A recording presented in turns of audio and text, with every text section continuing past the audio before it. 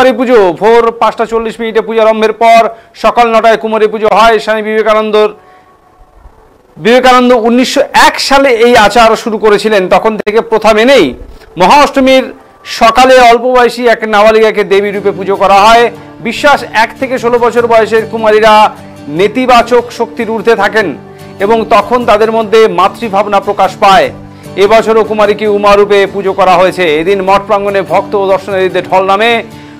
মূল মন্দিরের পাশে অস্থায়ী দুর্গা মণ্ডপে মহারাজদের সঙ্গে অগণিত মানুষ সরাসরি কুমারী পুজো দর্শন করেন। প্রাঙ্গণে বসার আলাদা ব্যবস্থা করা হয়, পাশাপাশি জায়ান্ট স্ক্রিনে সম্প্রচারের মাধ্যমে ভিড় সামলানো হয়। যারা মাঠে আসতে পারেননি তারা সোশ্যাল মিডিয়া চ্যানেলের মাধ্যমে সরাসরি অনুষ্ঠান দেখেন। কুমারী পুজোর পাশাপাশি এদিন সন্ধ্যা 5:43 থেকে 6:31 পর্যন্ত সন্ধি পুজোর আয়োজন রয়েছে। প্রথা মতো পশু বলি বেলুড় মঠে হয় না। ভক্তদের জন্য প্রতিবারের মতো এবারও খিচুড়ি ভোগের ব্যবস্থা করা হয়েছে। প্রায় 30,000 মানুষের জন্য রান্না হয়েছে। মা শারদার অনুমতিতে শুরু হওয়া এই আচার আজও অব্যাহত।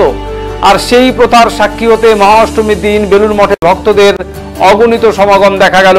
প্রথা অনুসারে অষ্টমীর সকালে রামকৃষ্ণ মঠ ও মিশনের প্রধান কার্যালয় বেলুড় মঠে পালিত হচ্ছে কুমারী পুজো। এবারের কুমারী শ্রীনিকা মুখোপাধ্যায়, বয়স 5 বছর 2 মাস। বাবা লক্ষ্মী জনার্দন মুখোপাধ্যায়, মা মৌসুমী মুখোপাধ্যায়। সকাল 9টায় শুরু হয় কুমারী পুজো। অন্যান্য বারের মতো এবার কুমারী পুজো উপলক্ষে বেলুড় মঠে প্রচুর ভক্ত সমাগম হয়েছে।